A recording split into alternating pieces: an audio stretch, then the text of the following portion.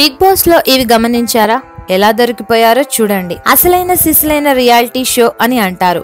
హిందీలో అయితే big boss 10 సీజన్లు దాటిపోయింది. తెలుగులో బిగ్ బాస్ 2వ సీజన్ ప్రారంభమైంది.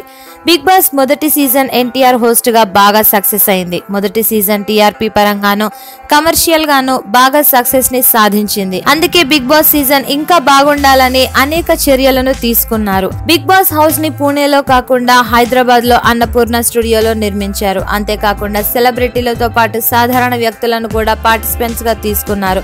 ఎంత గొప్ప కార్యక్రమమైనా ప్రేక్షక ఆదరణ ఉండాలి. అయితే ఏ కార్యక్రమంలోనైనా పొరపాట్లు జరగటం అనేది సహజమే. బిగ్ బాస్ అనేది పక్కా రియాలిటీ షో అని విస్తృతంగా ప్రచారం చేశారు. ఎంత రియాలిటీ షో అయినా మొదటి సీజన్ లో కొన్ని తప్పులను ప్రేక్షకులు గుర్తించారు. బిగ్ బాస్ హౌస్ లో వాషింగ్ మిషన్ కనపడటం అప్పట్లో కలకలం రేపింది. రూల్ ప్రకారం ఎవరి బట్టలు వాళ్లే ఉతుక్కోవాలి. సరే, ఎవరి బట్టలు వాళ్లే వాషింగ్ మిషన్ లో ఉతికేశారు అనుకుందాం. అయితే ప్రిన్స్ కి ఇచ్చిన పనిష్మెంట్ ప్రకారం హౌస్ లో ఉన్న అందరి బట్టలను ఉతకాలని చెప్పారు. అలాంటప్పుడు వాషింగ్ మిషన్ ఎందుకని దుమారం రేగింది.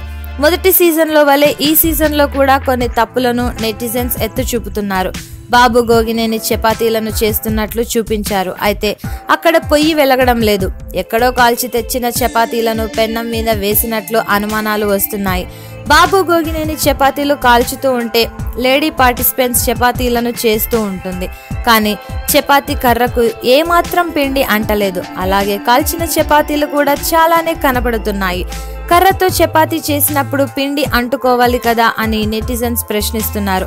ఇదంతా చూస్తూ ఉంటే బిగ్ బాస్ పక్కా స్క్రిప్ట్ ప్రకారమే జరుగుతుందని భావించాలని సాధారణ ప్రేక్షకుడు సైతం అనుకుంటున్నాడు.